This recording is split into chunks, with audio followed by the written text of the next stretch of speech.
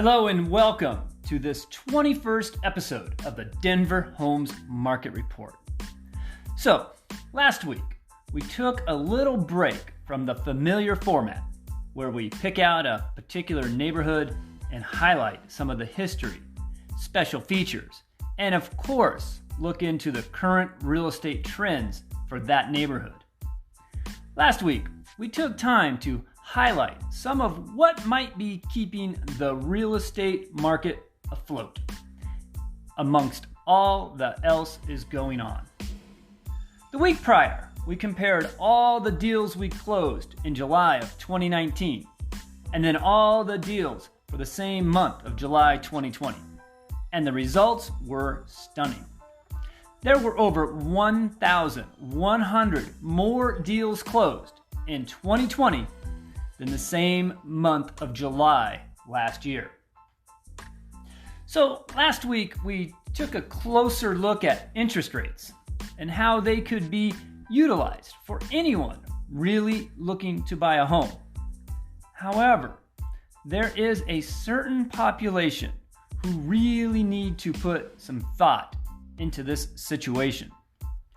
These are those of you who currently own a home and are likely to sell in the next 3 to 5 years. So why is that? I mean, why do I keep hammering home this whole 3 to 5 years? Here's the deal. When you refi, the costs are expensive. Now, you likely won't feel it because the lender is more than happy to roll all those costs into the cost of the refi and simply increase your loan amount. Furthermore, you don't feel it because you are probably also reducing your rate. So it feels like the refi was free. Rest assured, it is not. In fact, it may take you the next 3 to 5 years just to recoup the cost of that refi. So this is why I keep telling you, if you are thinking of selling in the next 3 to 5 years. You may be looking at needing a larger home, or you may be looking a few years down the road and know your current home is too large or just too much to maintain, and you're thinking it may be time to simplify your life and downsize. Either case, the time is now. There are a couple reasons why current homeowners stand to benefit now more than the past decade. First and foremost is that there are many who are paralyzed due to COVID. They are stuck in place and just wanting to ride things out. And that's fair enough. Nobody has a crystal ball. However, for those of you, as far as you know, you have a stable job, decent credit, there is an incredible opportunity which should strongly be considered. This is to sell your current home, which by virtue of selling pays off your current home and that higher interest mortgage. You then buy your new home, a home which not only is ideal for your current situation, but will serve you well into the future and well after this pandemic. And here's the kicker. Current rates are in the high 2 or low 3% range. So even though you're selling in a fairly heated market and you're also buying in the same market, you are indeed trading that higher interest for a lower 30-year fixed rate, some even going below that 3% level.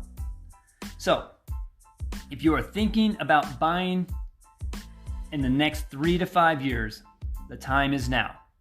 And if you own your own home and have spent the last few years talking yourself out of it because of the fact that you wanted to sell, but you are still having to buy a home in that same hot market, now, with interest rates so low, there is a huge and long-lasting incentive to act.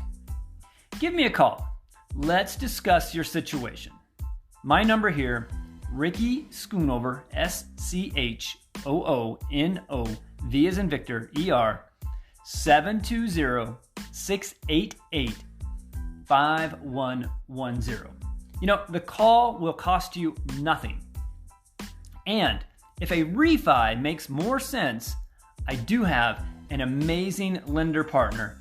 And if you are not at all planning to sell, particularly in the next 3 to 5 years, then Jackson Riggs at the Mortgage Network may be able to help you with your refi. Okay, so that's the recap from last week. Such an important message. I'm told by my marketing advisors that a message really needs to be driven home at least 3 times before that thought turns into actions. So there you have it. We touched on this at the end of the month closeout session, July 2020. We dove in deep last week with more information. And now this week is our third mention as to how the lower rate works to your advantage and a unique opportunity that we have not seen for at least the last decade. So what's on tap for today?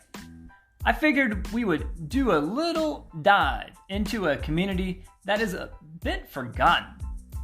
If you have subscribed to the podcast and you have listened to all the episodes, then you know we have covered La Alma, Lincoln Park, where I happen to call home. We have also covered historic Baker, Cap Hill, as well as North Cap Hill, or sometimes better known as Uptown. So today, let's look at this little area just south of Cap Hill. It's just east of Baker. I'm not sure how many people even know of this small neighborhood, simply known as Speer. I think it kind of gets forgotten due to the fact that Speer Boulevard is such a main artery, and it goes through pretty much the entire city along the Cherry Creek Trail. And beyond that, the neighborhood of Speer is sort of split in two and often gets lost, as Speer Boulevard splits the entire neighborhood diagonally. So on the west side of Speer, it's often lumped in with Baker, and the east side of Speer, the neighborhood is lumped in with Cap Hill. Let's change that. Let's give this neighborhood the recognition it deserves. And yes, it's got quite a lot to offer. Part of the confusion with this neighborhood is that some also refer to it as Alamo Placita, which is also shown on the maps and is in reference to Alamocita Park. So, for those of you who are not sure from a geographic standpoint, Speer, the neighborhood of Speer, is defined by Broadway on the west border, 7th Avenue to the north, Downing on the east, and then Alameda rounding out that southern border. So there are a few places to note of significance. First off, who doesn't love Trader Joe's? I know we often say Cap Hill has Trader Joe's, but technically it's also right there on the border of Speer. If you love brunch as much as I do, and you have not taken time to visit Lucille's Creole Cafe, it's pretty darn amazing. They have great Bloody Marys and an amazing staff. Then, if you love whiskey, then you really need to head over to Pint's Pub. They have the largest selection of whiskey I have ever seen. I was just in there yesterday, for market research for my podcast. I met the owner, who just bought the place back in March of this year. I mean, talk about market timing. But you know what? He was really cool. He was optimistic. He and his crew are doing everything right. Tables were spaced, masks on, and you use your phone to zap the QR code for the menu. Now, of course, my phone decides it needs to update in the middle of all that. But, I was just there for my market research and, maybe have a couple beers. I will for sure be going back. The food coming out of the kitchen looked great. I tried both cask conditioned beers, and I actually preferred the darker beer. So, If you are looking for a great neighborhood with some cool places within a short distance, Speer is a great option. You are not far from Cap Hill.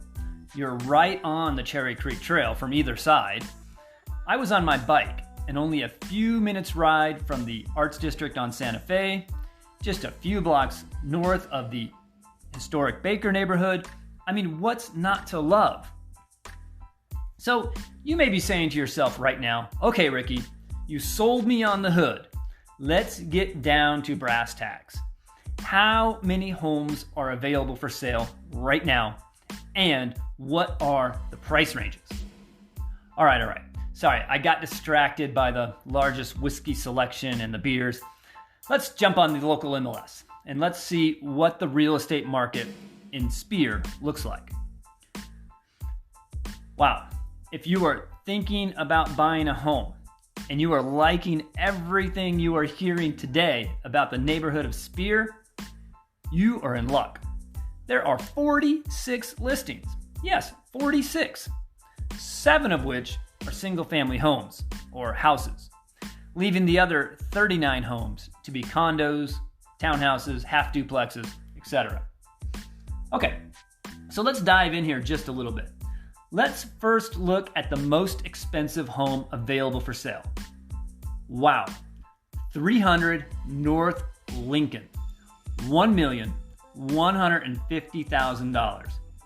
This is a diamond, which maybe needs some polish, but the potential is there to go from nice to grand.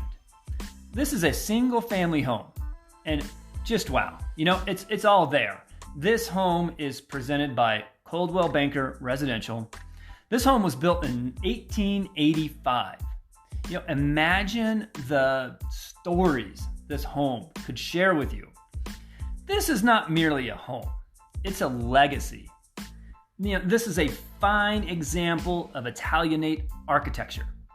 If you listen to my podcasts regularly, you know I'm a nerd about these vintage homes, particularly Italianate architecture. You may or may not be in the market, for a $1 million or $1,150,000 fixer-upper. But this home has the bones. It has the timeless classic style and grace that will always endure. I won't go into all the details, but it is large, 3,649 square feet of living space. And it lives even larger with the tall ceilings and excellent use of space. There are 3 bedrooms and 4 bathrooms. If you are looking for a home that you would cherish for generations, this is it. If you have the budget to not only care for this home, but to love this home, call me. I would be honored to have a good reason to tour this home. I would never waste the owner's time. But seriously, if you are a buyer for this home, call me. I will take you to dinner just as a thank you for allowing me to show it to you. Okay, that was unexpected and quite a pleasant surprise. So you are not looking for a $1 million fixer-upper? Yeah, well, me either. So let's come back down to earth here. Let's look at the most affordable home in Speer. Okay, here we go. This is really a cute studio. This one's listed by Kentwood Real Estate City Properties. This cozy little place is just $150,000.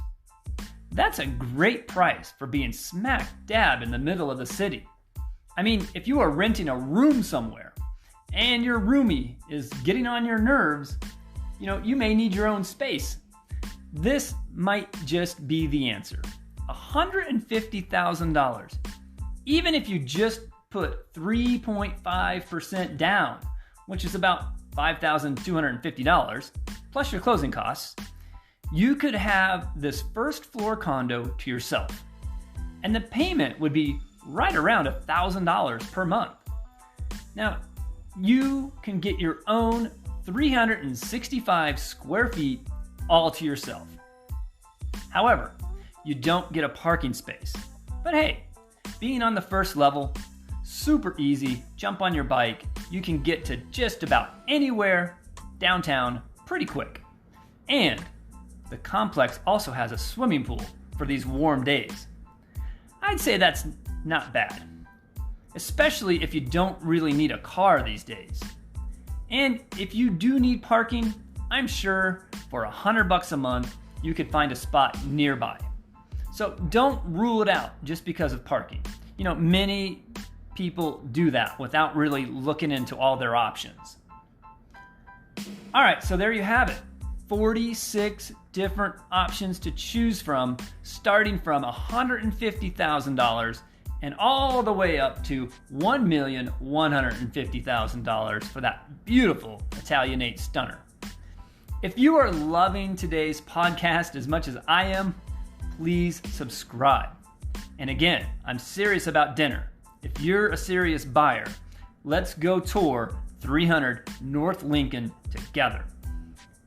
If that home is not quite the right one for you, with this kind of price range, I'm confident we can find the perfect space for you to call home right here in the neighborhood of Speer. You know, I truly thank you for tuning in today to the Denver Homes Market Report. This is Ricky.schoonover of Mode Real Estate, M-O-D-E Real Estate. Thanks for tuning in each week.